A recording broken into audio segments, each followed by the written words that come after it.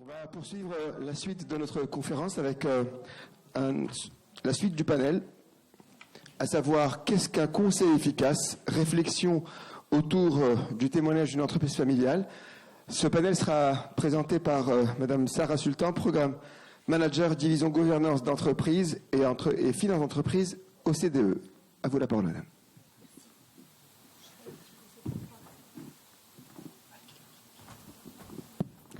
Bonjour à toutes et à tous. Donc, on a les créneaux où tout le monde a le plus d'énergie. Donc, je vous remercie d'être toujours là et pour notre panel qui sera assez intéressant puisque on va vraiment rentrer dans les détails d'un cas d'étude. Je vais juste abuser mon rôle en tant que modératrice pour me présenter et après donner quelques éléments du point de vue de l'OCDE que vous connaissez. L'auteur des principes de gouvernance d'entreprise qui est maintenant aussi adopté par les pays G20. Je vais donner quelques mots d'introduction sur les entreprises familiales. Après, je vais passer la parole à nos panélistes. On va d'abord commencer avec Monsieur Benny et après on va suivre avec Monsieur Lazeri et après on va entendre quelques mots de Madame Letreau. Donc d'abord, juste pour dire que moi je suis avec le programme l'OCDE de la gouvernance d'entreprise. L'OCDE est une organisation internationale intergouvernementale. On n'est pas une institution financière et je dis ça, c'est important à souligner parce que en écrivant ces principes, en fait, c'est le travail des pays, en fait. C'est le travail des régulateurs, c'est le travail des ministères qui s'occupent des questions de gouvernance et aussi des stock markets aussi. Donc, c'est un travail de collection d'expériences qui influence et qui apportent des idées et qui sont vraiment le soutien de tout ce qui est dans nos standards de référence qui sont mondialement connus. Donc, cette panel aujourd'hui, on se focalise sur ce que ça veut dire un conseil d'administration effectif. Et je pense que c'est un cas d'étude intéressant de regarder une entreprise familiale puisque, en fait, on a entendu ce matin de notre collègue du Banque Populaire qu'il y a certaines problématiques qui sont peut-être plus spécialement liées aux entreprises familiales, mais moi qui est expert en entreprise publique, je peux dire que c'est certaines problématiques que j'ai entendues qui sont très similaires, je vois madame du ministère des Finances du Maroc aussi qui dit oui, qui sont très similaires dans le contexte des entreprises publiques. Donc je pense qu'on peut tous rapporter nos expertises variées et diverses pour alimenter les discussions sur cette panel. Donc, notre partenariat avec l'OCDE, avec l'Afrique, se fait par plusieurs moyens. Déjà, on engage plusieurs pays dans nos comités qui réunissent d'ailleurs des représentants des gouvernements pour discuter des bonnes pratiques, mais aussi on coopère à l'externe de l'OCDE avec nos régions partenaires. Et du coup, je tiens à remercier l'IMA pour cette conférence et aussi the African Corporate Governance Network avec qui on travaille très étroitement sur nos programmes régionaux à la fois dans la région MENA mais à la fois dans la région de l'Afrique qui est aussi fait en partenariat avec l'Union africaine le African Peer Review Mechanism. Donc je tiens à vous remercier tous pour cette invitation et pour cette opportunité de partager des expériences. Donc ce matin, on a entendu la problématique de la concentration de ownership. Et c'est pas une problématique seulement des entreprises familiales, en fait. D'après nos études à l'OCDE, les études sur les entreprises cotées, parmi un échantillon de 10 000 entreprises cotées qui font 90% du capitalisation des marchés international, global, la moitié de cet échantillon d'entreprises ont que 3 grands actionnaires qui contrôlent ces entreprises, qui ont plus que 50% du capital. Donc, c'est pas seulement une question pour les entreprises familiales, c'est une question, des questions de gouvernance autour de la concentration du ownership. C'est aussi une question pour les entreprises plus généralisées dans le landscape des entreprises cotées en bourse. Parmi l'échantillon dont je viens de parler, on voit que 18% ont des actionnaires qui sont soit des entreprises corporates ou des individus stratégiques, dont par exemple des familles ou quelqu'un qui a fondé une entreprise qui reste quand même l'actionnaire qui contrôle l'entreprise. Du coup, c'est aussi une question importante pour tout ce qui est relatif aux marchés capitaux d'aujourd'hui. Donc, pour les entreprises familiales spécifiquement, on voit que l'échantillon est à peu près 7%, mais il y a une variation, bien évidemment, dans les régions, parmi les régions. Donc, en Afrique, j'ai pas les statistiques malheureusement, mais par exemple en Amérique latine ou en Asie, on voit que les entreprises où la famille est toujours, l'actionnaire qui contrôle l'entreprise est très répandu. Maintenant, si on regarde l'échantillon des entreprises non cotées en bourse, les chiffres, ça explose et on a entendu ça ce matin. Bon, on ne part pas vraiment de notre côté, on n'a pas regardé les échantillons de très petites entreprises et des petites et moyennes entreprises, mais quand on regarde les échantillons des grandes entreprises, on a à peu près 40% qui sont toujours contrôlés par les familles. Et qu'est-ce qu'on veut dire quand on parle du contrôle? On veut dire que soit les actions sont tenues directement par la famille ou la famille fondateur ou les descendants, ou les droits de vote sont toujours détenus par cette famille ou une extension de famille, un groupe de membres d'une famille. Et ça peut être soit une ownership qui est directe par une simple majorité, ou on peut voir même des constructions, des complexes réseaux de shareholdings ou même shareholder agreements qui donnent quand même le contrôle effectif à une famille fondateur. Et par exemple, si on parle de Facebook ou d'autres entreprises, on voit qu'il y a des exemples où la fondateur peut avoir un contrôle effectif par un certain nombre de voix qui donnent une pouvoir, qui donne le contrôle effectif d'une entreprise. Alors, les entreprises familiales, on peut parler soit des fondateurs, donc une première génération, on peut parler d'une deuxième génération, on peut parler même d'une troisième, quatrième, cinquième génération.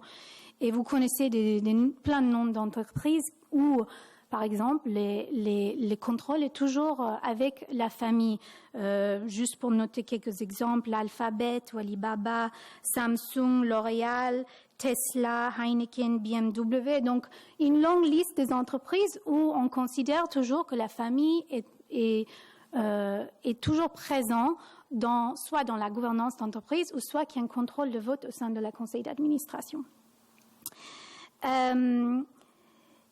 Et si on regarde les caractéristiques maintenant des entreprises où la famille est toujours soit directement impliquée ou qui vote sur les conseils d'administration, alors d'après une étude de Crédit Suisse, on voit qu'il peut avoir un avantage du fait que la famille soit toujours impliquée. Et aussi du côté des avantages, on a entendu quelques mots ce matin sur les opportunités, les défis. Je vais citer quelques-uns. Et ça vient d'un échantillon de 1000 entreprises que Crédit Suisse évalue tous les ans, les plus grandes entreprises cotées où la famille est toujours en contrôle. Et d'après leurs analyses, Le côté implication de la famille dans l'entreprise peut avoir un impact sur la performance, donc le focus sur le long terme, plus de dépenses sur la recherche et développement, moins de paiements de dividendes aux actionnaires ou de share buybacks, quand c'est justifié, bien évidemment, moins de dépendance sur le financement de dettes, donc des structures de financement peut-être plus conservateurs de ce qu'on voit avec un échantillon des entreprises qui ne sont pas contrôlées par des familles, un plus grand, perception d'être plus credit-worthy par des institutions financières et un plus grand valeur d'équité. Alors, je observe que là, on parle vraiment des entreprises cotées. Donc, du coup, ces entreprises-là, ils ont déjà vécu une transformation de leur gouvernance par définition. Parce que pour entrer en bourse, bien évidemment, il y a un certain nombre de critères pour être en alignement, soit avec le code de gouvernance ou les applications de securities regulation, etc. Du coup, ces atouts, ça peut être lié aussi, peut-être partiellement, par le fait que ces entreprises, ils ont vécu cette transformation. Certains challenges, et ça c'était lié, discuté ce matin, comment la famille qui tient l'entreprise ou les fondateurs exercent leur contrôle par les conseils d'administration, par le management, en avoir des employés dans l'entreprise ou encore l'implication d'un réseau des membres de la famille qui, soit informellement ou formellement, sont impliqués dans le business. Donc, juste des questions. Une autre défi, c'est ce qu'on appelle les related party transactions, les parties liées. Bien évidemment, c'est quelque chose qui concerne particulièrement toute l'entreprise, mais dans une entreprise familiale, ça peut être quelque chose encore plus,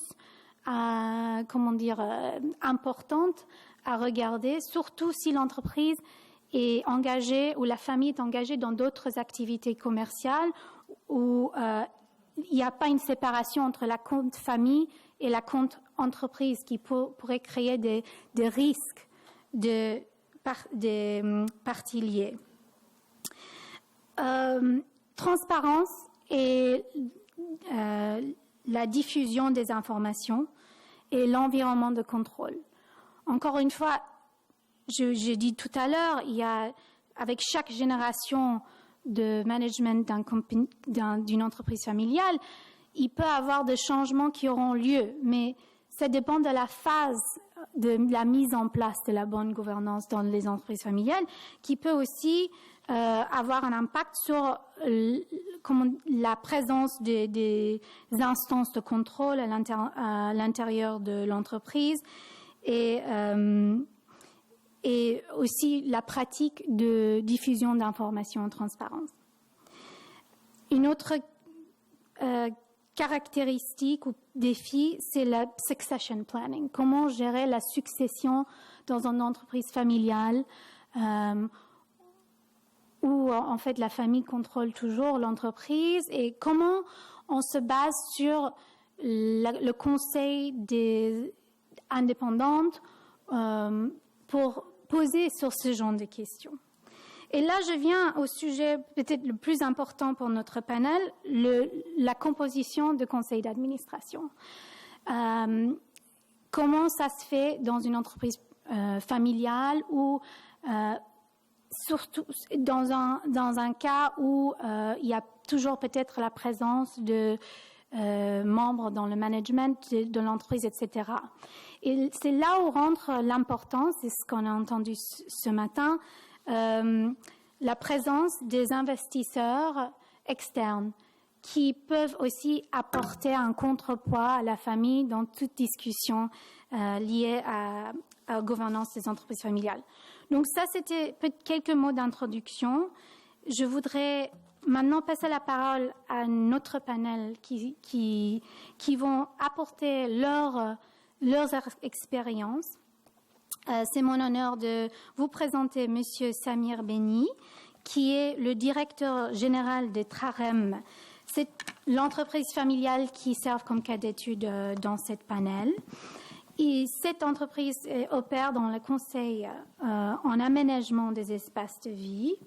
Donc, Monsieur Beni, si j'ai bien compris, il fait partie de la famille qui a fondé cette entreprise, une famille qui a 3 générations de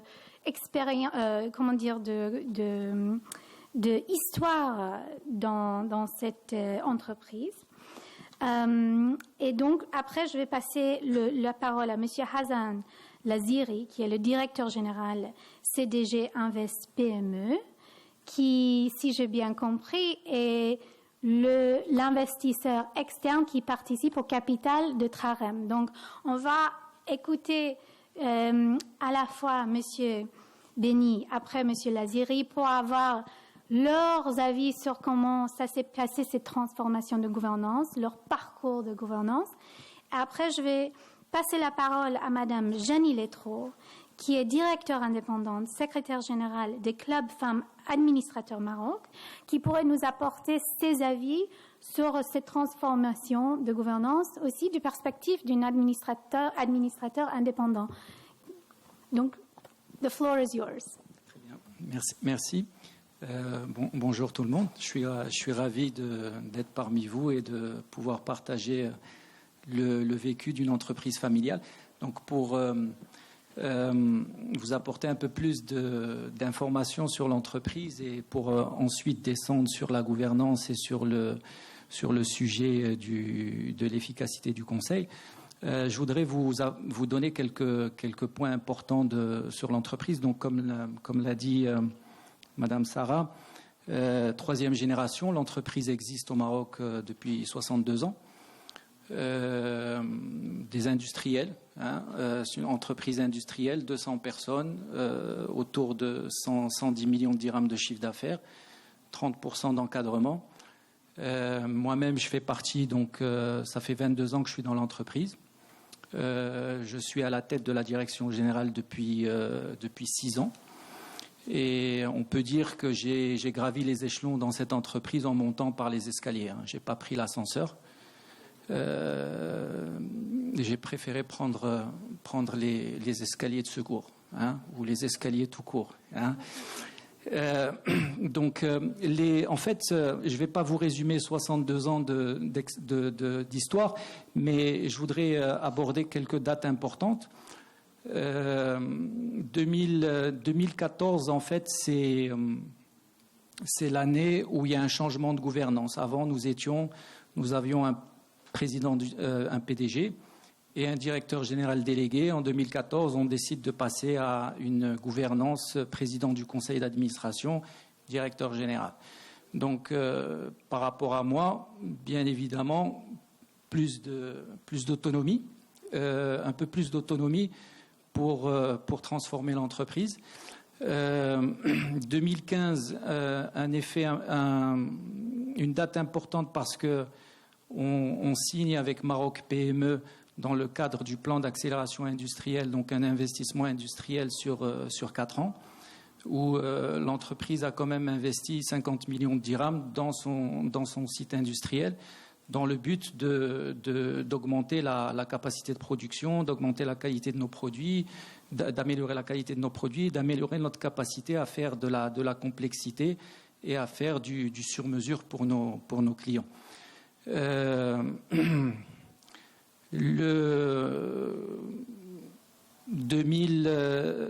une date importante, c'est 2018. Décembre 2018, on signe avec une levée de fonds avec CDG, Capital Equity, qui est devenu CDG Invest PME. Une levée de fonds où nous avons en fait comme objectif d'institutionnaliser l'entreprise et un objectif de continuer à investir dans le site industriel pour développer l'entreprise et de donner une nouvelle taille au développement de Trarem.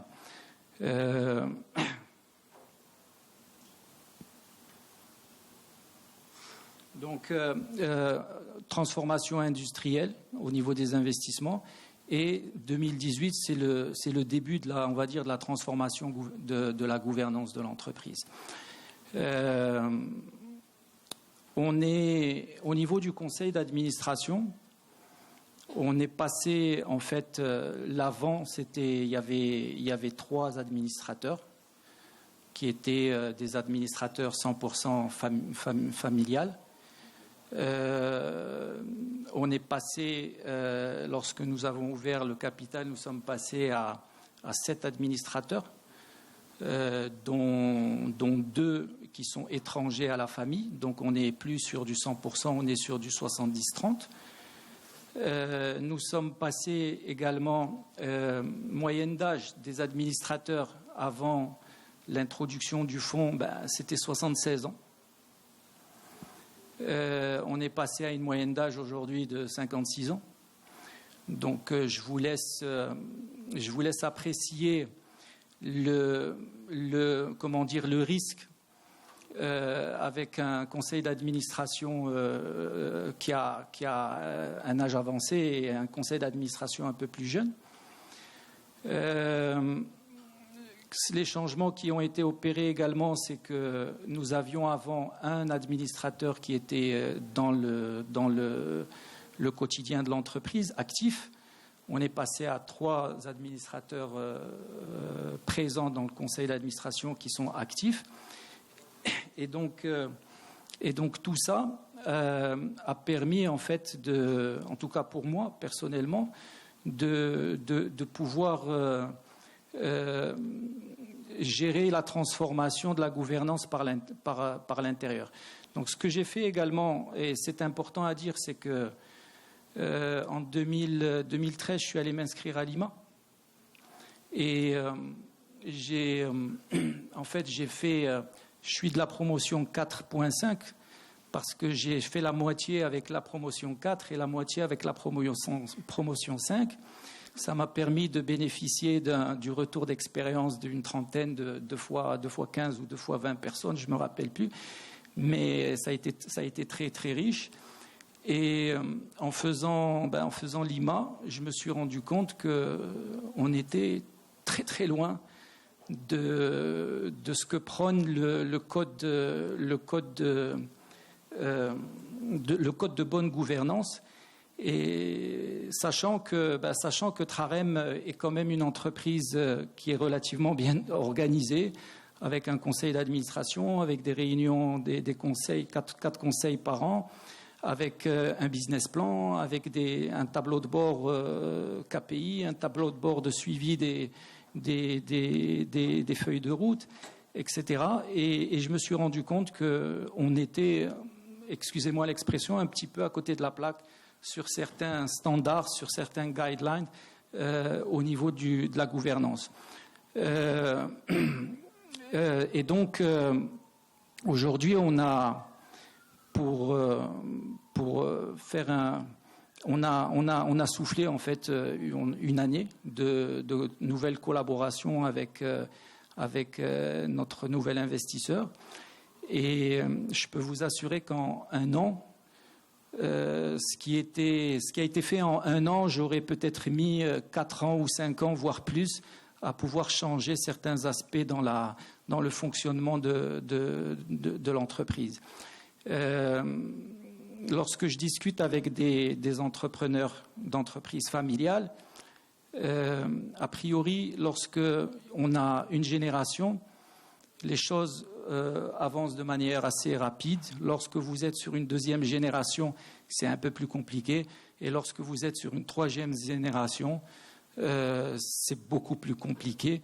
Et donc, il était important, en tout cas pour nous, qu'à un moment donné, je pense que dans l'histoire d'une entreprise familiale, à un moment donné, il faut qu'il y ait quelqu'un d'extérieur qui vienne rééquilibrer en fait la gouvernance du conseil d'administration.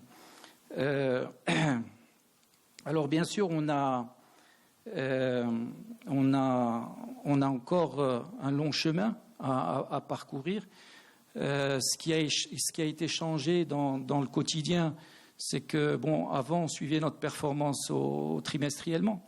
Aujourd'hui, on est passé à un suivi au mois le mois, ce qui est un peu plus... il y a des plus et il y a plus de plus que de négatifs, mais ça, c'est une pression au mois le mois qui est présente dans l'entreprise. On a, au niveau des décisions stratégiques,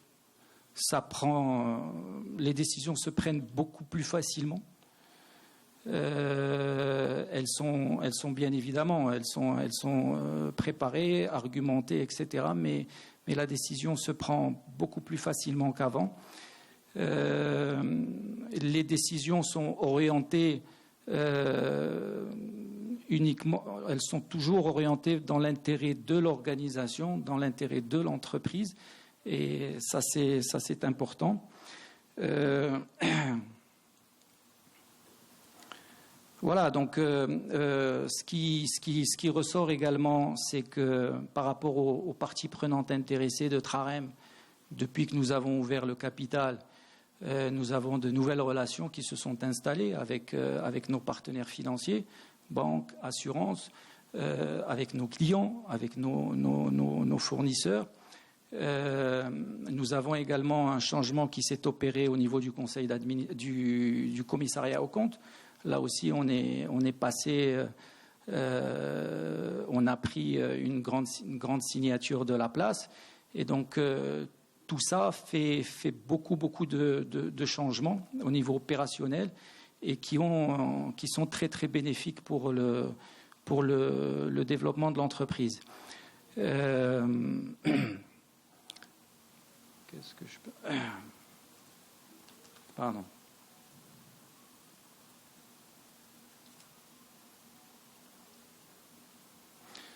Voilà, donc après, je peux vous parler un petit peu de ce qui est aussi important dans la gouvernance et ce qui ne se faisait pas. C'est qu'aujourd'hui, il y a les administrateurs de l'entreprise, les nouveaux administrateurs qui sont arrivés, ils ont été pris en charge au niveau de l'explication de la stratégie de l'entreprise, au niveau de la visite du site de production, au niveau on a expliqué nos problématiques, expliqué nos contraintes, formé également sur notre métier, de manière à ce que les administrateurs puissent être force de proposition. Il est important également de mettre à leur disposition le maximum d'informations, à mettre à leur disposition. Il y a eu des réunions et des échanges qui ont été tenus en interne avec le comité de direction, de manière à ce qu'ils aient une idée précise sur les pilotes de cette entreprise. Et tout ça permet d'avoir aujourd'hui des conseils d'administration qui sont très challengeants pour moi. Avant, le conseil d'administration, c'était, on va dire, une formalité. Comme dans beaucoup de boîtes familiales, lorsque je discute avec des entrepreneurs, conseil d'administration, on vient, on présente les résultats, on boit le café, on partage des gâteaux, et la confiance est là. Et chez nous, aujourd'hui, ça n'a rien à voir avec ces pratiques-là. Conseil d'administration se prépare. Il se prépare plusieurs semaines à l'avance. Les informations sont diffusées plusieurs semaines à l'avance. Les points de divergence ou les points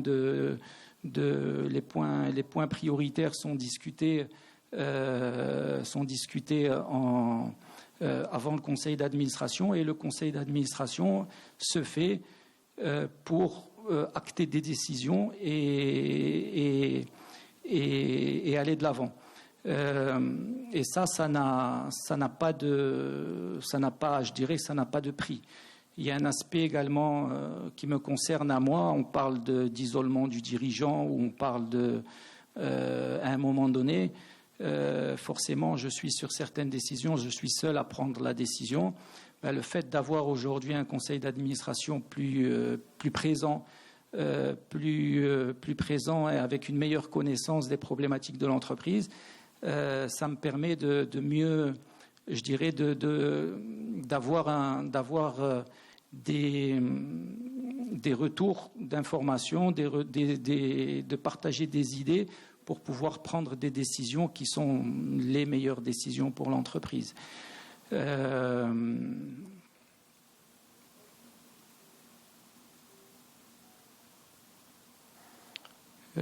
Écoute, voilà.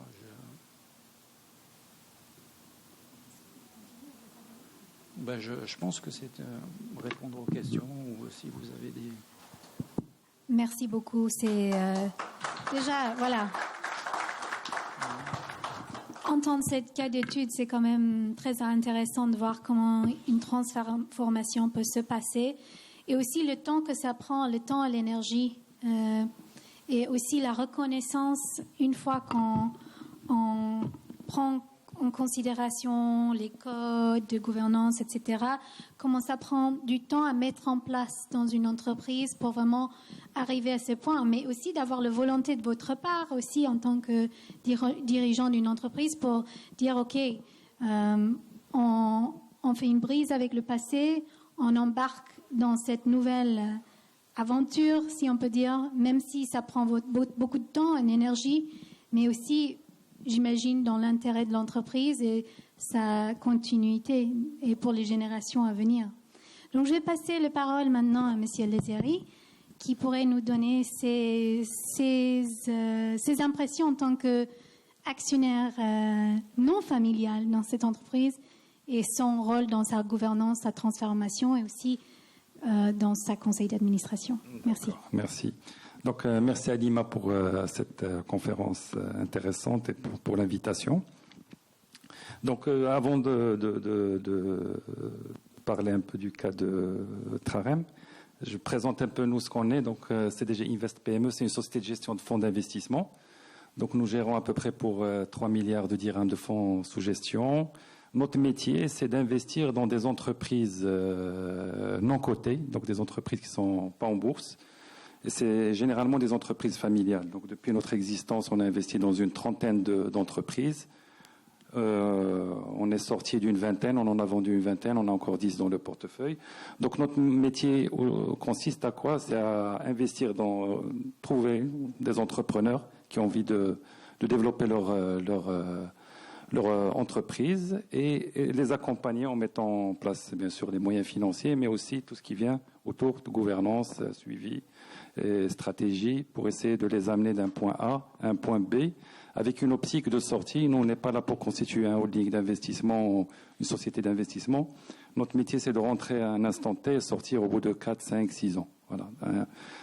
Donc, nos sorties se font généralement soit sur la bourse de Casablanca ou ailleurs, soit sur des stratégiques, c'est des groupes internationaux qui viennent, qui achètent, qui ont besoin d'un opérateur local qui couvre la région, le Maroc et l'Afrique du Nord ou bien l'Afrique subsaharienne, qui achètent ces actifs. Ou bien on a aussi du secondaire, c'est des fonds qui viennent nous racheter nos positions. Donc vu qu'on est investisseur sur des entreprises non cotées, et au Maroc, comme vous l'avez souligné, la plus grosse partie, disons, rares sont les entreprises qui sont non cotées et pas familiales. C'est très rare. Donc, généralement, on est sur des entreprises qui ont été fondées par des dirigeants, première génération, deuxième génération. Très rare que ça arrive à la troisième génération. Je crois que tu dois être le seul cas, parce que généralement, ils passent pas, généralement. Au bout de la troisième génération, ça explose. Taux de mortalité très élevé, donc, et puis avec la gestion de succession qu'on a au Maroc, c'est qu'on laisse tout se faire naturellement et à la fin on se retrouve avec des tours de table avec une trentaine ou quarantaine de personnes, ce qui rend l'entreprise ingérable. Donc nous, ce qu'on cherche, c'est on cherche des entrepreneurs. Il faut dire que on en rencontre beaucoup, d'entreprises, de dirigeants, mais la typologie d'entrepreneurs qui sont même parce qu'il faut vouloir ouvrir son capital déjà. Donc, être dans une logique d'ouverture de capital, c'est une logique différente d'un entrepreneur classique qui veut rester tout seul. Donc, les gens qu'on accompagne, c'est des gens qui veulent accepter, qui acceptent déjà d'avoir un investisseur dans leur tour de table, qui sont ouverts à un regard externe, qui sont prêts à jouer. C'est pas toujours facile, mais qui sont dans le processus, parce que c'est toutes ces histoires de gouvernance et de tout ça, c'est très psychologique. C'est beaucoup de psychologie. Hein. À la fin, c'est l'histoire d'hommes qui acceptent, ou de dirigeants qui acceptent de se remettre en cause et de se soumettre à un système qui est la gouvernance. Parce que quand on évolue, quand on se soumet, quand on est soumis à un système qui nous contrôle et qui nous permet d'évoluer. Mais quand on décide tout seul et on est soumis à rien, on n'est pas dans la bonne gouvernance. Donc, c'est ces typologies d'investisseurs, plutôt d'entrepreneurs qu'on cherche. Et ces gens-là, dès qu'on rentre donc c'est des gens qui sont aussi capables de signer des pactes d'actionnaires qui contiennent des conditions, qui contiennent des méthodes de fonctionnement.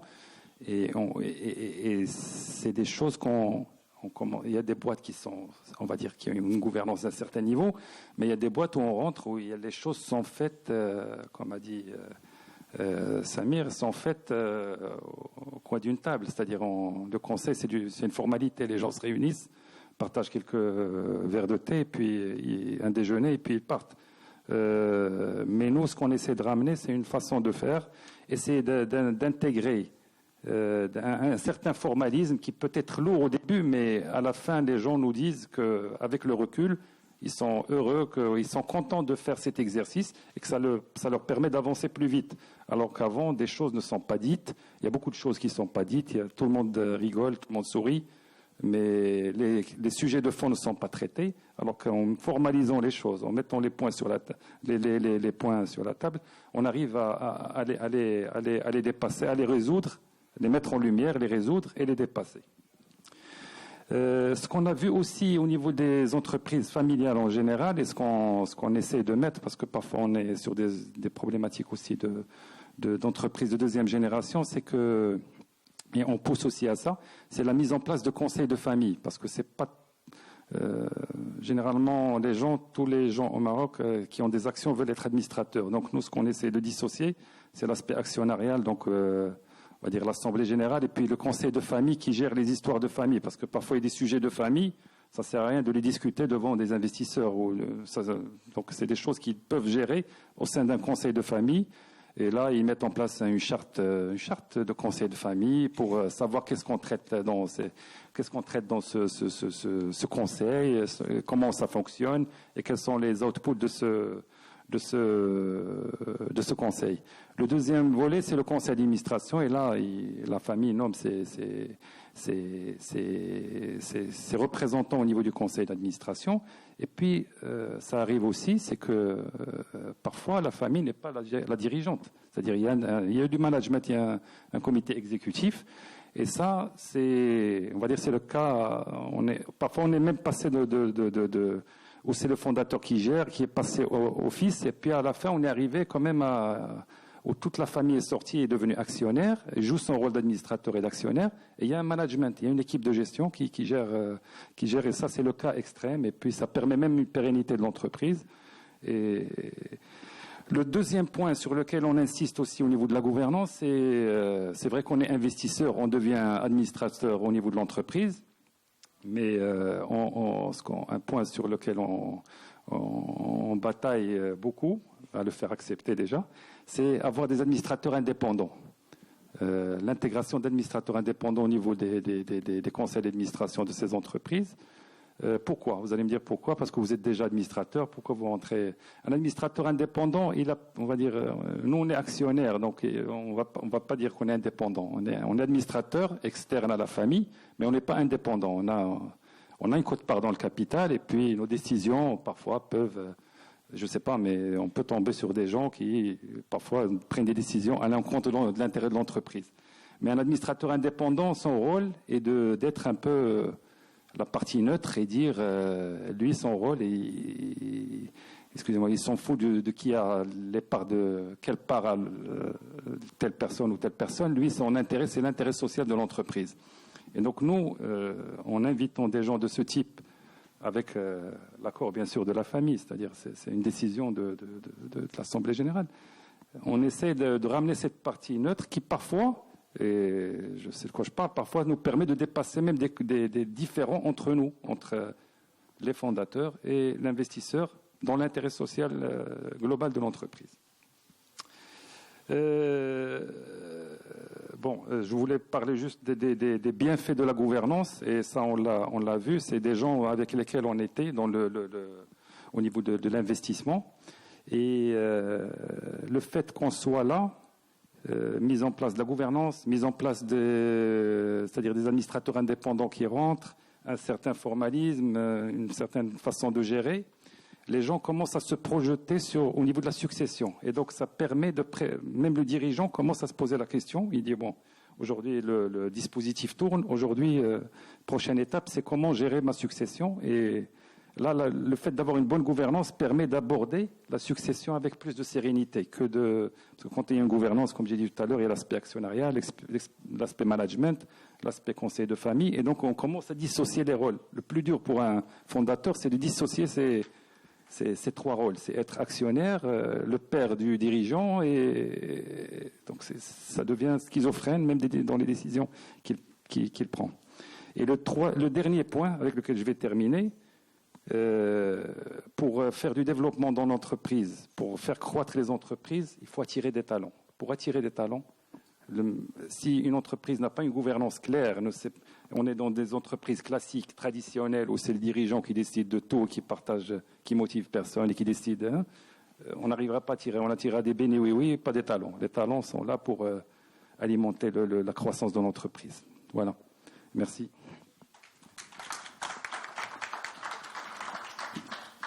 Merci beaucoup, Monsieur Laziri. Je pense que vous nous avez quand même donné pas mal de pistes pour explorer dans cette panel des leçons que vous avez tirées non seulement de l'expérience de Traram, mais de vos multiples expériences avec des entreprises dans vos activités en tant que financier.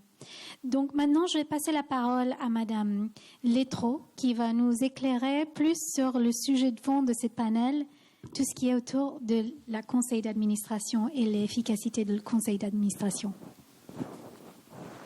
Merci. Bonjour à toutes et à tous. Je suis donc Janie Letro, administratrice indépendante et secrétaire générale du Club des femmes administrateurs. Tout d'abord, je voudrais remercier Lamia de m'avoir invitée à participer à ce panel et à cette journée de rencontres très intéressante. Alors, je vais faire un tout petit peu de promotion pour le Club des femmes administrateurs, si vous le permettez. Ce club s'est créé en 2012, donc il a déjà 8 ans d'existence, et il a pour objectif de promouvoir et d'accompagner les femmes qui sont déjà administrateurs ou qui ont les capacités de le devenir, pour intégrer donc des conseils d'administration en tant qu'administrateur, pas seulement indépendant, mais administrateur tout court. Les pourcentages, on en a eu certains ce matin qui nous ont été indiqués, montrent qu'il y a de la place, je crois, pour les femmes dans les conseils d'administration. Et je vais revenir sur le point de la diversification au sein des conseils, qui est un point important. Et la diversification, c'est aussi la diversification du genre. Voilà. Donc, cette petite publicité étant terminée, je vais revenir sur vos propos, messieurs. J'ai trouvé que l'exemple de Trarem est fort intéressant parce que vous prouvez qu'avec une entreprise familiale, malgré tous les challenges auxquels vous avez pu être confrontés et que vous aviez énumérés tout à l'heure, Sarah, eh bien, on peut tout à fait aborder les rivages d'une bonne gouvernance et que ça a un impact très intéressant sur le développement de l'entreprise. Alors, ce que j'ai relevé particulièrement dans ce que vous avez dit, c'est que c'est déjà l'introduction d'administrateurs étrangers à la famille qui a permis que vous portiez sur vous-même un nouveau regard, eux-mêmes évidemment étant des yeux neufs sur votre activité. Donc C'est très important. En effet, il y a des quantités d'études qui ont été réalisées qui prouvent qu'il y a un lien direct entre la diversité au sein des conseils d'administration et la performance de l'entreprise. Alors cette diversité, elle peut prendre de nombreuses formes. C'est la diversité de formation, la diversité de parcours et d'expérience, la diversité de culture et la diversité de genre, bien évidemment. Donc vous avez fait entamer ce changement fondamental qui est effectivement l'une des briques de la bonne gouvernance. Ça vous a permis, vous l'avez souligné aussi, d'avoir des débats plus sereins au sein de votre entreprise, de dépasser certaines difficultés. Et lorsque, je vais faire une petite incursion sur le territoire français, lorsque la loi sur les quotas en France a été adoptée, il y avait beaucoup de chefs d'entreprise qui craignaient beaucoup que l'arrivée de femmes dans les conseils ne soit néfaste à la qualité des débats. Eh bien, en réalité, ils ont admis eux-mêmes, quelque temps auparavant, que non, ça participait plutôt à une plus grande sérénité des débats. Donc ça, c'est pour la mixité, mais plus généralement, c'est le cas c'est la diversité qui permet cela, parce que c'est très simple, en fait. Quand on a des parcours différents, des expériences différentes, eh bien, on a des points de vue différents aussi. Et du coup, quand on aborde un sujet, on l'aborde de différentes manières, et certainement de manière plus complète, ce qui permet de prendre ensuite des décisions mieux étayées. Donc c'est vraiment un point très important. J'ai relevé aussi une autre chose qui n'est pas moins importante, c'est le fait que vous avez pris la peine d'éduquer, si je puis dire, les administrateurs étrangers à la famille, c'est-à-dire que vous les avez informés et même formés, avez-vous dit. Et ça, c'est un point très important, parce que c'est bien beau d'accueillir des administrateurs étrangers à la famille ou au métier même, et d'admettre des administrateurs indépendants. On dit que oui, il faut le faire. Oui, mais attention, si vous n'ouvrez pas vraiment vos portes, messieurs les chefs d'entreprise, aux administrateurs indépendants, en leur expliquant ce qu'est votre activité, en les laissant poser toutes les questions qu'ils ont envie de poser, en leur permettant même de rencontrer des membres de votre management en dehors de votre présence, pour qu'ils se fassent vraiment leur propre idée sur l'entreprise. Si vous ne permettez pas cela, c'est comme si ça n'est même pas la peine d'accueillir les administrateurs indépendants. Donc ce point-là est vraiment fondamental, et je pense que ça fait partie de des recettes du succès. Vous dites aussi que vous préparez les conseils d'administration à l'avance. Ça, c'est un point également important, parce que si on reçoit la documentation 2 jours à l'avance, on n'a pas vraiment le temps de préparer, on survole, et puis pendant le conseil, qu'est-ce qu'on fait? On acquiesce, et les décisions sont vite prises, effectivement, mais ça n'apporte rien. Et donc justement, on sait maintenant qu'un conseil simple chambre d'enregistrement, ça ne sert pas à grand-chose. Donc il faut que ce soit vraiment un lieu de débat, mais pour débattre, il faut encore s'être imprégné des sujets qui vont être traités pendant le conseil. Donc en effet, un conseil, ça se prépare à l'amont. Ça se prépare d'abord en fixant un ordre du jour à l'amont. Ce qui est encore mieux aussi, c'est de définir à l'avance le calendrier prévisionnel des réunions du Conseil, au moins une année à l'avance, parce que de cette manière, les administrateurs ne pourront pas vous dire « Ah, je suis désolé, mais là, j'ai un imprévu, je ne savais pas. » Non, là, on coche sur son agenda une année à l'avance les réunions. Pas d'excuse pour ne pas assister, parce que le taux, la fréquentation, le taux de présence aussi dans les conseils est un indicateur important à surveiller. Bref, donc quand on définit les réunions à l'avance, on a moins de problèmes de ce point de vue. On doit recevoir l'ordre du jour à l'avance, parce que ça permet aux administrateurs éventuellement de demander l'ajout d'un point à l'ordre du jour qui n'est pas prévu. C'est aussi, donc le troisième point, c'est de recevoir les documents à l'avance, je l'ai dit tout à l'heure. Et puis ensuite, il y a toute une organisation aussi pendant la réunion du Conseil. Le président du Conseil a un rôle particulier à jouer en distribuant la parole à chacun, en faisant en sorte que tous les sujets inscrits à l'ordre du jour soient traités. Et si ça n'est pas possible, ça arrive, eh bien, on reporte le point à l'ordre du jour, enfin à la réunion suivante, ou on fait un séminaire stratégique si le sujet en vaut la peine. Bref, l'organisation de la réunion du Conseil est quelque chose d'important aussi. Et puis, il y a le suivi du Conseil. Il y a l'établissement du PV qui doit être fait dans les 2 semaines maximum qui suivent le Conseil. Diffusion aux membres du Conseil, du PV. Ce qui est bien aussi, c'est que lorsque le Conseil prend des décisions, des recommandations, il en assure le suivi.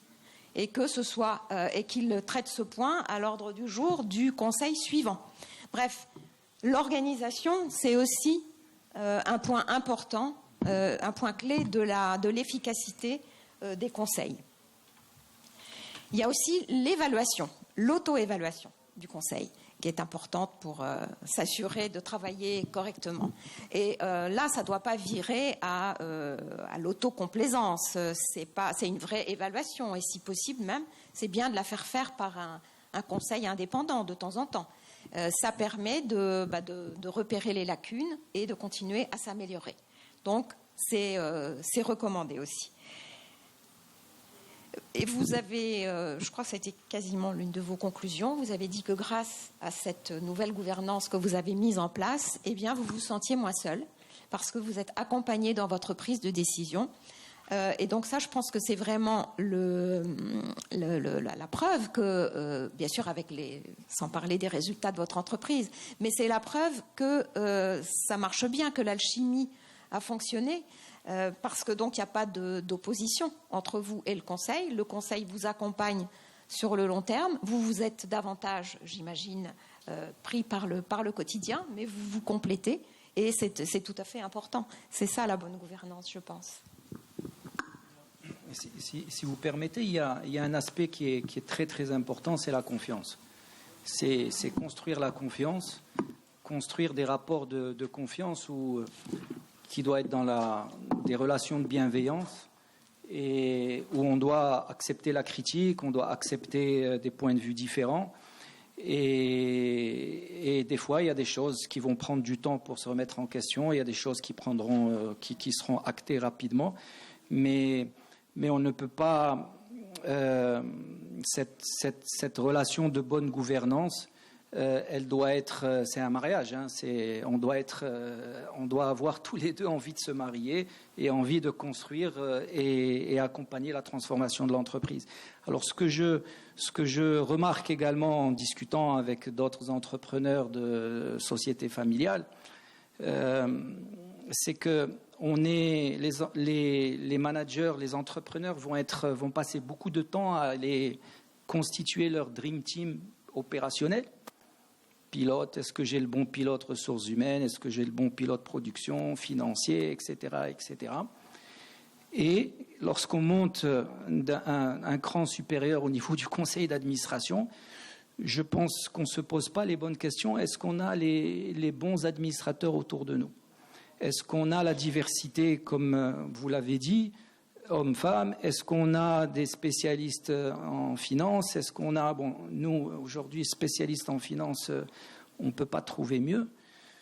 Je ne peux pas tout vous dire sur notre relation, mais parce que c'est...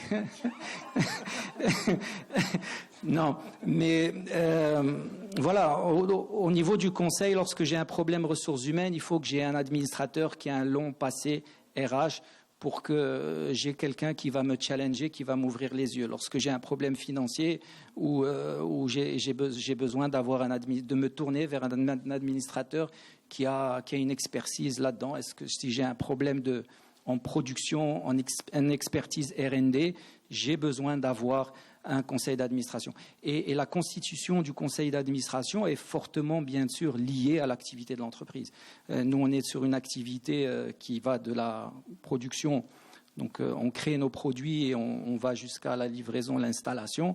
Et bien, sur toute cette chaîne de valeur, j'ai besoin d'avoir au niveau du conseil d'administration des experts qui vont m'éclairer sur certains points. Et ça, lorsque vous arrivez à avoir la Dream Team opérationnelle en bas et d'avoir une Dream Team au-dessus de vous au niveau du conseil d'administration, eh ben, je pense que c'est le bonheur dans toute sa splendeur. Sauf que ça se construit, ça prend du temps. On ne peut pas passer d'une entreprise familiale, 100% familiale, avec des personnes qui ont 85 ans, 76 ans et 72 ans, à un renouvellement des membres du conseil d'administration en claquant des doigts. Ça prend du temps. Et en tout cas, ce qui concerne le cas de Trarem, le changement, il est là. Il est très satisfaisant au niveau du bilan d'une année. Et malgré qu'il y a eu,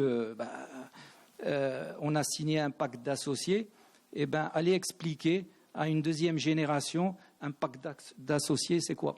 Et là aussi, il a fallu casser des blocages mentaux par rapport à beaucoup de choses qui touchent à la gouvernance.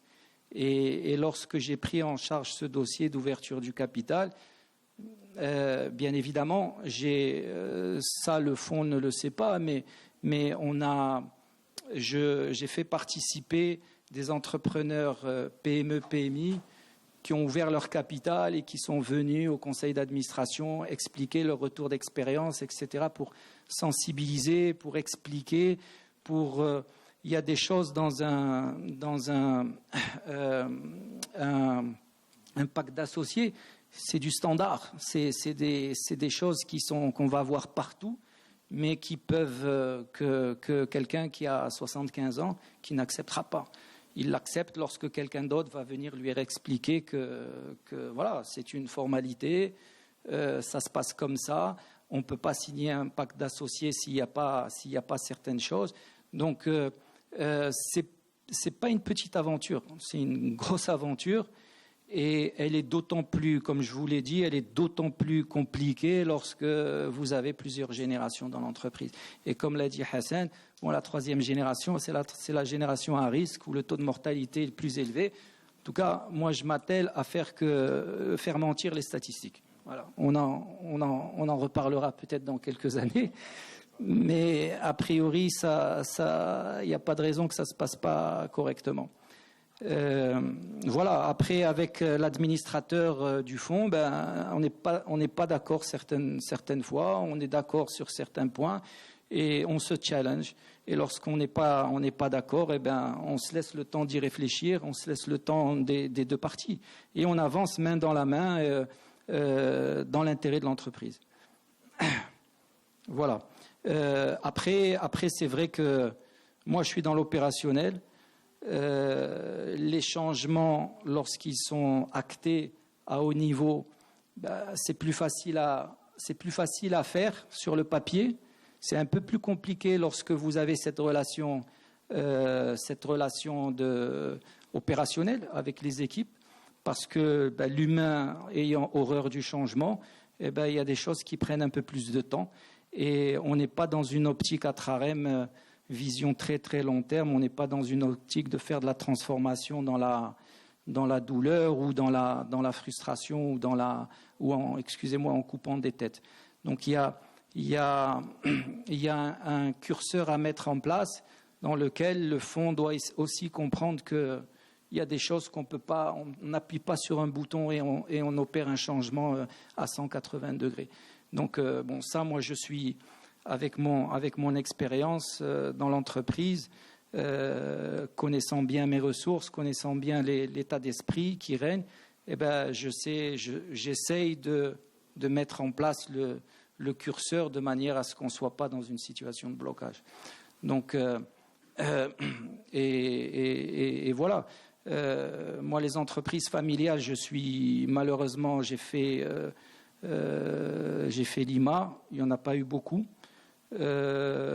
sachant que je crois qu'on parle de 90% du tissu marocain, c'est des entreprises familiales, et je ne comprends pas qu'elles ne viennent pas et qu'elles ne s'engagent pas sur un processus d'amélioration de la gouvernance pour aller de l'avant. parce que ça ne peut, lorsque c'est bien géré, lorsque c'est bien, lorsqu'on choisit son partenaire correctement, ben, il y a de la performance il y a de la performance qui est là.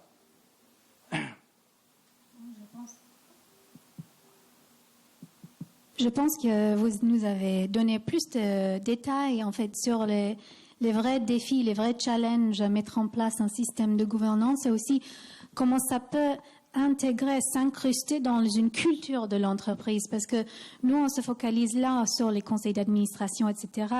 Vous avez soulevé les questions de psychologie, vous avez parlé des questions de confiance, vous avez parlé de l'importance d'intégrer des personnes externes dans l'interne. Mais on n'a même pas abordé le sujet de comment transférer cette transformation de gouvernance qui se passe dans le conseil d'administration et pour que ça pénètre dans l'entreprise elle-même, parce que ça prend du temps, j'imagine, comme vous avez dit, de faire comprendre que non, c'est plus le patriarche qui va prendre les décisions sur ça, non, c'est basé sur une concertation avec le conseil d'administration qui joue un rôle important, qui porte son poids en fait sur certaines décisions auxquelles vous, en tant que le manager de cette entreprise, le senior manager, vous êtes en fait accountable vis-à-vis de ce conseil d'administration et de faire comprendre dans cette structure que les choses se passent dans une différente façon. Et donc, je vous remercie de nous avoir soulevé ce point important parce que on peut aussi sous-estimer le défi qui est devant vous, en tant que chef d'entreprise, pour non seulement mettre en place un système de gouvernance qui est vraiment à haut niveau, mais aussi pour que ça s'incruste dans la culture de votre entreprise. Alors maintenant, je vais donner l'occasion à vous, en tant que participants, de poser des questions. Je vous demande juste de vous présenter, comme ça on saura de quel pays ou d'institution vous venez, et puis n'hésitez pas à adresser des questions à tous les panélistes.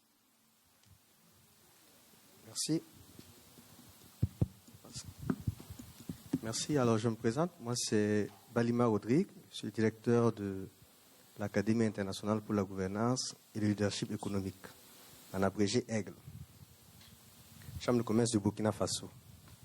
Alors, je suis avec beaucoup d'intérêt les échanges de ce panel. Et je voudrais bien entendu faire un commentaire et puis poser une question. Alors, il faut dire que la question des entreprises familiales, c'est une préoccupation au niveau dans le contexte national, chez nous, au Burkina Faso. On n'a jamais compris, on s'est toujours demandé, mais comment les autres font?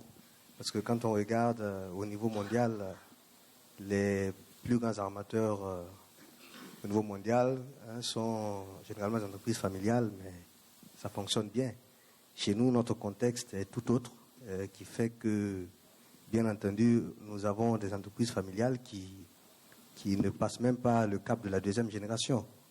Voilà, pour plusieurs raisons. Le contexte est tout autre, comme je l'ai dit. Vous avez, par exemple, chez nous, on ne parle pas de succession. On a du vivant du père fondateur, par exemple.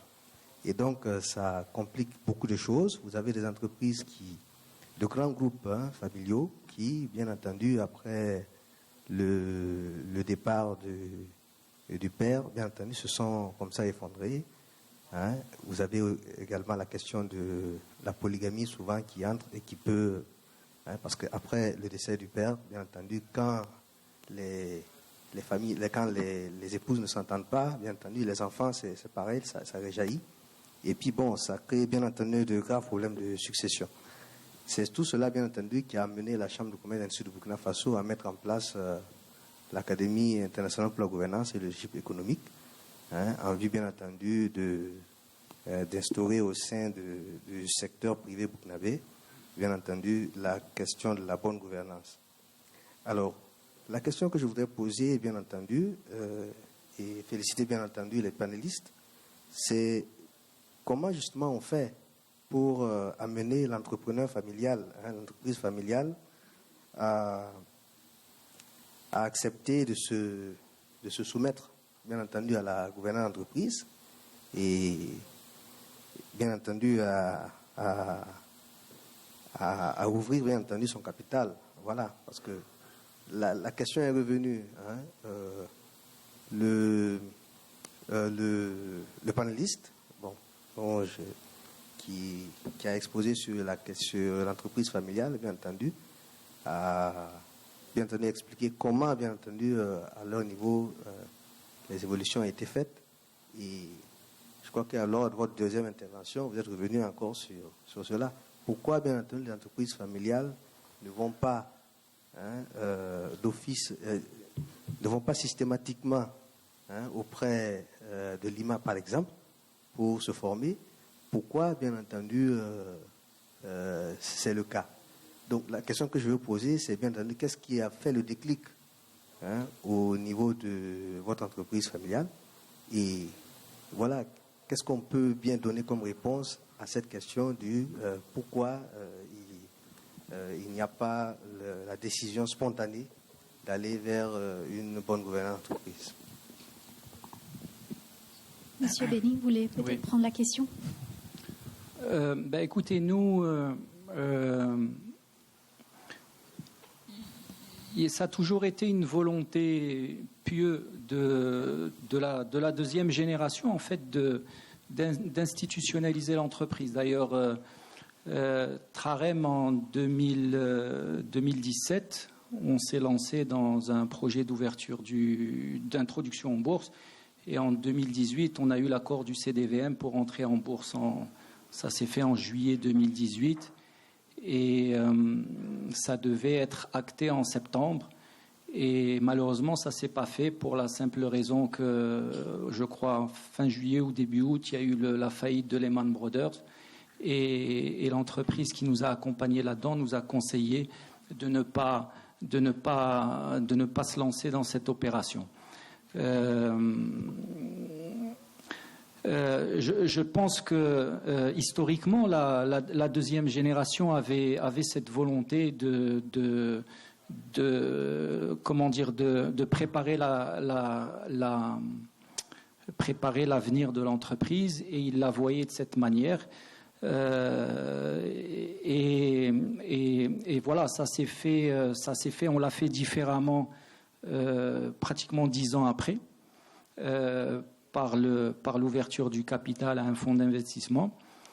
Moi, aujourd'hui, d'abord, il faut cette volonté de partager, il faut avoir cette volonté de se dire que tout seul, c'est plus compliqué, et que le fait d'avoir quelqu'un qui arrive avec son retour d'expérience, avec son benchmark, qui va venir dépassionner les débats, parce que dans un conseil d'administration familiale, forcément il y a des décisions où la relation familiale est très présente dans la décision. Et nous, on n'a jamais eu autant de débats cette année avec le fonds complètement dépassionné. Ça a permis d'apporter énormément de stabilité et de prise de décision qui sont efficaces. On est, comme l'a dit Hassan, on est au Maroc, la première génération de Trarem. Mon grand-père a eu 10 enfants.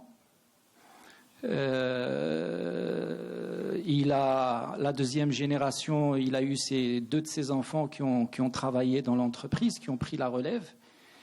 Et lorsque le grand-père est décédé, forcément, à un moment donné, on se retrouve avec de gros investisseurs, de gros actionnaires familiaux et beaucoup de minoritaires.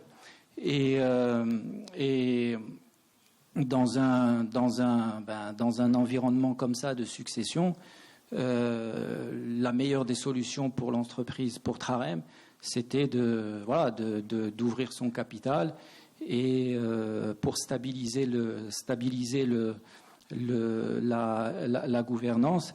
Et pour en fait, l'objectif est de faire de cette entreprise une entreprise centenaire et la faire avec des experts et la faire avec des spécialistes.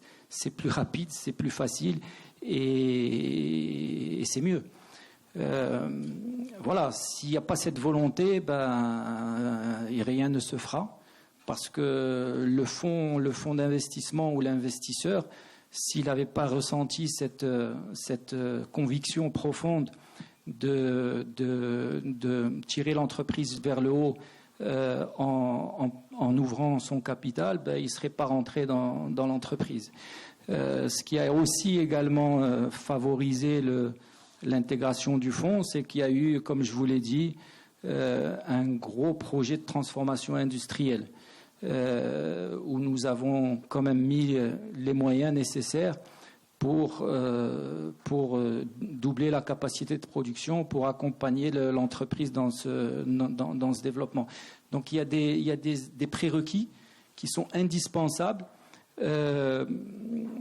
pour aller dans cette voie-là. Sinon, vous attirerez, personne viendra taper à votre porte si ce n'est pas une volonté commune de construire quelque chose de nouveau. Parce que là, nous sommes véritablement en train de construire quelque chose de nouveau et dans l'intérêt des 200 employés de l'entreprise et des parties prenantes de l'entreprise. Voilà, je ne sais pas si j'ai répondu à votre question, mais... Merci pour la réponse. Je pense que c'était très complète et très franche d'ailleurs. Je regarde nos hôtes pour voir si on peut prendre un peu plus de temps dans le planning, 5 minutes peut-être, pour avoir 2-3 questions. Ok, parfait. Donc, allez-y, monsieur. Oui, merci. Bernard Bartosek, administrateur indépendant à Abidjan. Merci pour tous les facteurs clés en termes de réussite des conseils d'administration. Il y a un sujet sur lequel je voudrais venir également, c'est sur la formation continue des administrateurs, que ce soit en termes de gouvernance, mais sur des sujets comme la digitalisation, l'innovation, la finance et d'autres domaines qui ne sont pas de la compétence de chaque administrateur. Un administrateur ne peut pas être compétent dans tous les domaines. Je voudrais savoir si, dans votre cas, ou dans le cas de l'IMA ou dans d'autres domaines, des participants, est-ce que ce sujet-là est abordé chaque année? Qui décide? Comment ça se passe? Et qu'est-ce qu'il faut faire en fait? Merci d'avance. Je vais parler par rapport à notre expérience. Donc nous, comme je dis souvent, on voit beaucoup de films. Donc on en a vu une quarantaine. Et donc dans chaque film, il y a des administrateurs indépendants qui sont spécialisés soit dans le digital, soit parfois dans l'industrie, soit dans... Et c'est des gens qu'on utilise, c'est-à-dire quand... c'est vrai qu'il y a des piqûres de rappel pour dire ce que ça veut dire une digitalisation, mais bon, il y a des experts dans ce... Le but, c'est de savoir de quoi on parle quand on parle de digitalisation au niveau d'un conseil d'administration. Mais pour les expertises parfois pointues sur il nous est arrivé d'être investisseur dans une société de monétique, de paiement électronique. On a eu recours à des gens qui étaient experts dans des ex de Visa, Mastercard, qui étaient dans le board de cette entreprise et qui étaient spécialisés dans les moyens de paiement. Ceci dit, surtout disons, la diversité de nos participations nous permet de toucher un peu à acquérir un peu ces compétences, on va dire, de savoir de quoi on parle. Un petit complément. Je suis donc, comme je l'ai dit tout à l'heure, administrateur indépendant dans une banque, je venais du monde des télécoms. Donc, a priori, pas très préparé à aborder ce monde bancaire très technique. Et j'ai donc, la première chose que j'ai faite, c'est que j'ai suivi une formation, parce que je suis au board, mais je suis également au comité d'audit. Donc j'ai suivi déjà une formation pour le comité d'audit. Et puis, depuis que je suis à mon 2e mandat, je demande régulièrement des formations à l'entreprise elle-même. Par exemple, sur les normes IFRS 9 qui sont entrées en vigueur en 2018, eh bien, j'ai demandé pour moi, mais aussi pour les administrateurs qui le souhaitaient, qu'une formation spécifique soit mise en place pour nous. Donc, nous pouvons, nous, administrateurs, aussi faire cette démarche de se former en permanence, soit auprès d'instituts comme l'Institut marocain des administrateurs ou d'autres organisations qui existent, soit auprès de l'entreprise elle-même dans laquelle nous intervenons. Alors, si je vois une dernière question, et puis, bon, on va prendre les deux questions, comme ça, si ils sont peut-être pareils, on peut les regrouper ensemble dans vos réponses. Merci. On m'entend bien, voilà. Oui. Je m'appelle Ali Harbi, je suis d'Algérie, je suis administrateur et consultant en gouvernance et en développement durable. Je voudrais aborder l'aspect des risques liés à la gouvernance et au fonctionnement du conseil d'administration. Je voudrais citer juste deux situations à risque, si vous voulez, et avoir peut-être un retour d'expérience de la part des panélistes que je remercie au passage pour la qualité et la complémentarité de leurs interventions. On a souvent parlé du conseil d'administration passif, au sens où il y a une dominance de la part du directeur général, qui est souvent un actionnaire historique ou de référence, qui occupe une fonction de direction générale aussi. Mais je voudrais aborder le sujet inverse, si vous voulez, de ce que j'appelle le conseil d'administration intrusif. Je ne sais pas si dans vos parcours, à la fois de chef d'entreprise ou d'administrateur ou bien de représentants d'une société d'investissement ou d'un fonds, est-ce que la dimension risque d'un excès, je dirais, d'intrusion du conseil d'administration dans des questions de management ne pourrait pas créer des situations conflictuelles ou, je dirais même, des situations de blocage dans l'entreprise. Et je renvoie à ce moment-là à un sujet qui a été abordé ce matin par un collègue, qui est celui de cascader ou de hiérarchiser ce qui doit être impérativement traité par le Conseil et la marge de manœuvre qu'on doit laisser quand même au management exécutif dans le day-to-day. Et la deuxième question, et je termine, toujours dans cette panoplie-là de risques, elle est relative aux situations de crise dans le conseil familial. Parce qu'on présente souvent la bonne face, si vous voulez, idéale du conseil de famille pour les entreprises familiales, qui souvent est un organe un petit peu parallèle par rapport au conseil d'administration. Mais quand éclate une crise dans ce conseil familial, parfois pour des considérations, je dirais, extra-financières, extra-comptables, extra-situation de l'entreprise, et notamment pour les administrateurs indépendants, en fait, qu'est-ce qu'il faut faire pour gérer ces situations-là? Est-ce que dans votre parcours, vous avez eu des situations où, en tant qu'administrateur, vous avez eu à gérer ces crises dans la famille qui est historiquement propriétaire? Merci. Ok, dernière question, et bref, s'il vous plaît, parce qu'on est au-delà du temps, s'il vous plaît.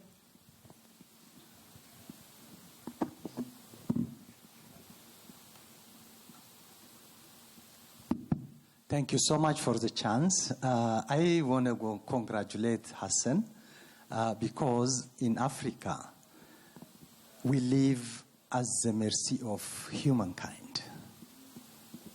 But in those countries who developed, but they live at the mercy of system. Here, as a family business, private business, you try to sustainable. Long live your company.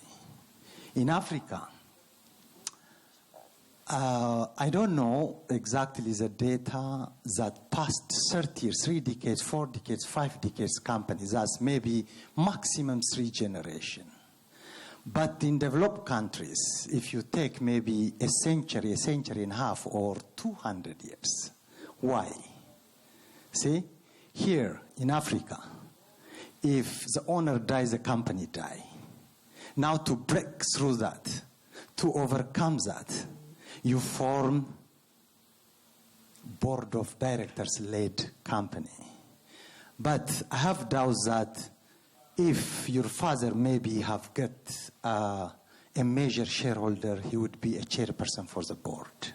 not merit-based, not experience and education, knowledge-based, right? Did you make sure that? One. Two, for those from telecommunication and a friend who give a speech on a podium, this corporate governance does help us to be a member of WTO.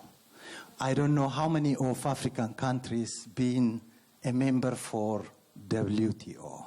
Ethiopia not yet. Why? We didn't develop system. Where development saturated in Europe, North America, and somewhat in Asia, Middle East, in Africa, but still virgin, right? So for that, if the system with WTO breakthrough came to Africa, we all, private business companies, as well as individual family businesses, sole proprietorship, private limited companies, share companies, corporations, and so on, would be crippled, isn't it? For this, Madam from telecommunication, if Morocco being the member of WTO, and I don't know the one who gave a speech on podium, did you explain, justify for African countries to be a member of WTO without establishment of a system? Thank you so much. Merci pour votre question. Thank you very much for your question. As we're short on time, je vais demander quelque chose à nos panélistes, d'essayer de répondre aux questions et donner 2-3 remarques finales sur lesquelles on peut clôturer cette panel. C'est un challenge, mais je suis sûre que vous êtes un panel brillant. Vous pouvez faire le défi. Merci. Je commence avec vous, s'il vous plaît. Donc, je reviens sur la question du conseil d'administration, d'administrateurs intrusifs au niveau des conseils d'administration. Ce qu'il faut, comme je l'ai expliqué au début, ce système de gouvernance, c'est beaucoup de confiance et de psychologie. On ne devient, je pense qu'on ne devient pas, les gens ne deviennent pas intrusifs par plaisir de devenir intrusifs. Ils deviennent intrusifs parce qu'il y a des ruptures de confiance, il y a des choses il y a des choses qui ne sont pas dites, il y a des tabous, il y a des règlements au niveau du système qui font que une personne se permet de dépasser son rôle d'administrateur et de rentrer, de demander des choses qui normalement sont censées être au niveau du management. Je ne vous dis pas que ça nous arrive pas, ça arrive, ça fait partie de la vie de l'entreprise. Quand il faut regarder un budget et qu'on veut zoomer dans le détail, ben on zoome et puis on clique et puis on regarde ce qu'il y a à l'intérieur. Et puis c'est pas de l'intrusion, c'est notre droit en tant qu'administrateur parce que dans une entreprise, la boîte est gérée par ces administrateurs qui mandatent un directeur général, mais c'est les administrateurs qui sont responsables à la fin. Donc ça, je laisserai après les histoires de télécom. Les histoires de télécom. Pour la personne qui a posé la question sur l'actionnaire et que le plus gros actionnaire devient le président du conseil d'administration, ce qu'il faut savoir, c'est que en étant un président du conseil d'administration, ça vous donne droit à une voix. Vous êtes comme les autres administrateurs. C'est plus un rôle honorifique de président du conseil pour mener les séances du conseil. C'est plus en assemblée générale que les choses. Il y a deux choses. Il y a le conseil d'administration, il y a le conseil d'administration et puis l'assemblée générale. L'assemblée générale, c'est là où on parle des plus gros actionnaires. Mais le conseil d'administration, si la personne est administrateur et président du conseil, ben il a une seule voix comme tous les autres administrateurs et puis ça ne change pas au niveau de la composition. Puis, voilà donc. Bon, je vous remercie. Donc, on va passer la parole à M. Benny et puis Mme Letro, elle aura le dernier mot et elle a bien raison. Donc, par rapport à... Vous parliez des problématiques que nous pouvons avoir au niveau des administrateurs familiales. Bien sûr que ça arrive. Bien sûr qu'il y a des crises, comme vous pouvez avoir des crises avec votre épouse ou ce qui fait partie de la vie. En fait, c'est géré en interne entre les actionnaires de la famille. Après, avec le fonds d'investissement. C'est une nouvelle famille qui s'est constituée, donc des fois il y a des interventions et le fonds d'investissement, comme je l'ai dit, il a permis de dépassionner les débats à Trarem. Il a permis de dépassionner les débats, les histoires de familles qui ont de l'incidence sur la vie de l'entreprise ne doivent pas faire partie du débat de l'entreprise. C'est quelque chose qui doit rester de côté. Voilà, nous on n'a pas eu de grosse crise à proprement dit. La décision d'ouvrir le capital, c'est une décision collégiale où l'ensemble des administrateurs ont voté pour. L'ensemble des actionnaires minoritaires également ont été préparés à ça. On a entamé cette démarche. On l'a pas entamée en mode on passe en force. On l'a entamé de manière dans mode collégial où on a bien évidemment, comme je vous l'ai dit, j'ai passé du temps avec des personnes qui ont expliqué leur retour d'expérience et qui ont permis de dédramatiser et de débloquer des blocages mentaux d'actionnaires ou d'administrateurs par rapport à... Parce que, au Maroc, et ça, Hassan est plus apte à en parler, mais les fonds d'investissement, c'est tout nouveau. Aux États-Unis ou en Europe, à un moment donné, lorsque une boîte veut passer à un autre niveau de taille, l'ouverture du capital est quelque chose de tout à fait classique qui rentre comme c'est des inputs qui sont utilisés. Au Maroc, c'est un peu plus compliqué. Après, je ne sais pas s'il y a un travail à faire sur l'image de marque, il y a peut-être une image des fonds au Maroc qui est à travailler. Parce qu'on entend tout et n'importe quoi sur les fonds. Voilà, moi, si j'ai un mot pour faire une transformation comme ça, il faut tout se passe dans la préparation. La préparation, ça a pris chez nous 2 ans.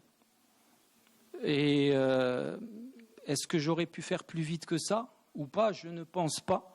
Parce qu'il faut également laisser le temps aux gens, lorsque vous avez quelqu'un qui arrive au conseil d'administration et qui va vous parler de son retour d'expérience avec un fonds, il faut laisser le temps aux gens de digérer ce qui a été dit, ce qui a été raconté.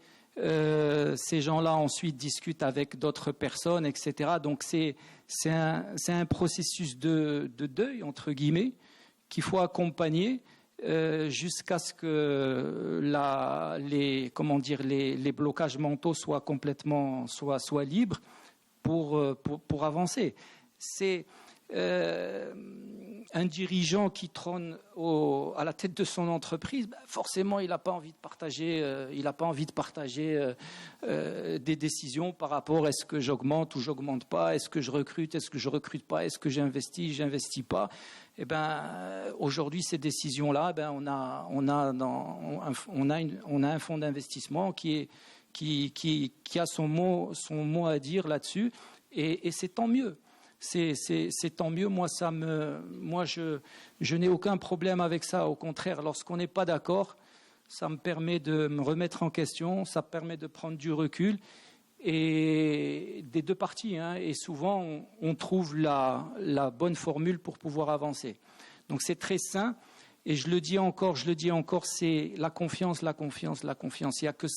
n'y a que ça qu'il faut capitaliser là-dessus. Il faut la nourrir tous les jours, la nourrir et voilà. Moi, je suis un petit peu surpris par rapport à. Il y a certaines décisions qui se prennent rapidement.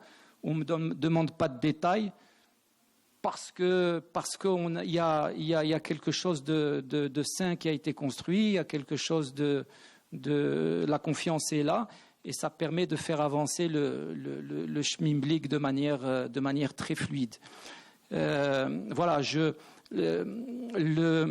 tout cas, moi, je suis profondément convaincu que le développement de Trarem se fait grâce à la qualité de ses parties prenantes intéressées. C'est choisir le bon fonds d'investissement, choisir les bons collaborateurs, choisir son bon banquier, choisir ses partenaires industriels qui vont nous vendre tout ce qui est outils de fabrication. C'est un tout. Et ce tout nous permet d'avancer et d'avancer correctement, sachant que ça, je vous apprends rien, c'est la palissade. Le monde est en train de devenir de plus en plus complexe. Les leviers qu'on utilise cette année, qui vont nous permettre de grandir, il faut les renouveler l'année prochaine, ou sinon on est à côté de la plaque, et ça va de plus en plus vite. Et je ne prétends pas avoir la science infuse. Je pense que la grande qualité d'un entrepreneur, c'est de chercher les bons partenaires autour de lui, de les impliquer, de les engager, de les mobiliser. Vous parliez tout à l'heure de l'intrusion de l'administrateur au niveau des équipes. Moi, je pense qu'il faut qu'il y ait... Le DG doit avoir une autonomie que je dirais contrôlée. Et mes ressources, mes pilotes ont été impliqués dans la démarche, connaissent bien les administrateurs, les nouveaux administrateurs, et j'ai aucun problème à avoir une remontée d'un administrateur après un échange avec un de mes collaborateurs, parce que moi j'ai la tête dans le guidon, j'ai construit des relations de confiance avec mes équipes, et souvent peut-être que sur certains points je suis à côté de la plaque, je vois pas certaines choses, et le fait qu'il y ait quelqu'un qui arrive et qui n'est pas d'émotionnel qui prend le dessus fait que va m'éclairer sur certains aspects. Voilà. Si j'ai un mot en fait, si je dois conclure, c'est créer de la confiance. Créer de la confiance dans tout ce que vous entreprenez, et particulièrement avec un nouvel actionnaire. Et voilà. Merci Hassan. Merci. Moi, je n'ai pas grand-chose à ajouter à ce qui vient d'être dit, parce que je suis persuadée aussi que la confiance est le maître mot et le gage de l'efficacité. Moi, j'ai un parcours très différent. J'ai connu surtout des sociétés organisées avec un directoire et un conseil de surveillance, ce qui a l'avantage que chacun sache exactement quel est son rôle. Donc les risques de blocage sont peut-être moindres que dans le cas d'une entreprise familiale, mais ils ne sont pas nuls. Et là aussi, une bonne relation de confiance entre les uns et les autres est un gage de fluidité. Mais vous avez vous-même dit tout à l'heure que vous vous étiez senti quelque part plus libre lorsque vous êtes devenu directeur général, alors que vous étiez auparavant administrateur, directeur général ou PDG, je ne sais plus. J'étais directeur général délégué. Ah, c'est ça, d'accord. Oui. Pas administrateur. Donc, il y avait en fait une structure dite moniste qui est devenue une structure duale. Exactement. Et je pense que ça, c'est quelque chose, une chose vers laquelle les entreprises devraient tendre, parce que ça permet justement de clarifier les rôles, et quand les rôles sont plus clairs, eh bien, il y a moins de risques de blocage. Je m'arrêterai là sur cette question. Vous voulez ajouter quelque chose ? Pardon, juste une parenthèse. En fait, il y avait plus d'intrusion du PDG dans l'opérationnel du DG que de l'administrateur. L'administrateur aujourd'hui dans l'opérationnel parce que ça crée énormément de confusion. Voilà. Et là, une dualité entre président du conseil d'administration et directeur général est très importante, et dans une entreprise familiale, c'est extrêmement important, parce que le président, 45 ans de boîte, qui a apporté, qui a construit et qui a eu sa part de responsabilité dans le développement de la boîte. Donc les gens le respectent et il peut faire, si c'est mal contrôlé, énormément de dégâts. Voilà. Je n'ajouterai rien, rassurez-vous. Malheureusement, je ne pourrai pas répondre à la deuxième question qui a été posée à propos des télécoms parce que je ne sais pas raccorder cette question au thème du jour.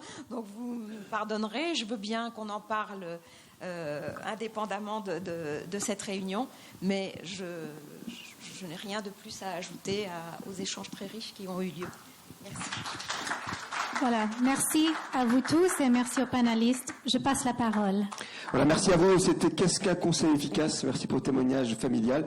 Merci à Sarah Sultan, Janie Letreau, Hassan Laziri et Samuel Benis. Merci à vous.